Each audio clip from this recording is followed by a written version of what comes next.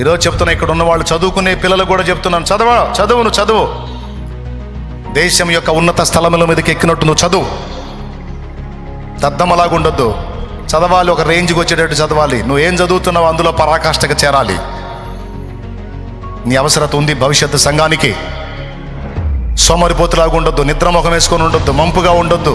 నువ్వు ఆడపిల్లవైనా మగోడివైనా నువ్వు చదవాలి, గట్టిగా చదవాలి, పట్టుదలగా చదవాలి, ఆర్థికంగా నిలదొక్కాలి, పదవుల్లో కూడా నిలదొక్కాలి, ఉన్నత స్థలముల్లోకి ఎక్కాలి. నువ్వు ఎస్తేరు అధికార పీఠం ఎక్కినట్టు ఎక్కాలి. నువ్వు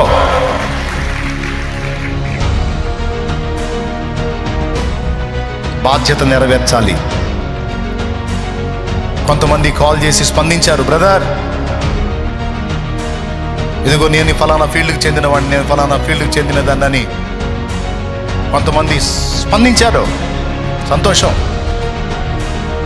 సరే, నాకు స్పందించవద్దు, మీరన్నా గ్రూప్ కండి,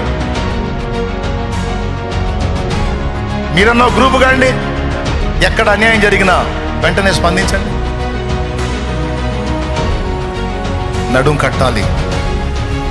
నొప్పింపక తాను ఒక తప్పించుకు తిరుగువాడు నేర్పరి సుమతి అని అంటే, ఈరోజు నేను చెబుతున్నా, ఫ్రంట్ లైన్లో ఉన్నటువంటి చర్చెస్ నాయకులకు కూడా చెప్తున్నాను నేను, మనకేం ఇబ్బంది లేదులే, కడుపులో సల్ల కదలకుండా సాగిపోతుంది అని అనుకుంటున్నావేమో. దేవుడు అన్యాయస్తుడు కాదు. నీకు తగలాల్సిన సెగ నీకు తగిలేటట్టు చేస్తాడు. అప్పుడు వచ్చి సిగ్గు, అప్పుడు కొట్టుకుంటా లబా.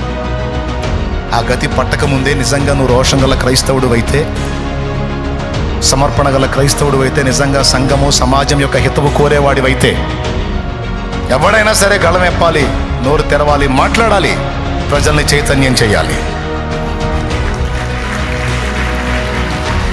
అమ్మో, నేను నోరు తెరిస్తే నన్ను ఎత్తుతారేమో, నేను నోరు తెరిస్తే నన్ను ఎత్తుతారేమో, నేను నోరు తెరిస్తే నాకేమన్నా అయిద్దేమో. భయం.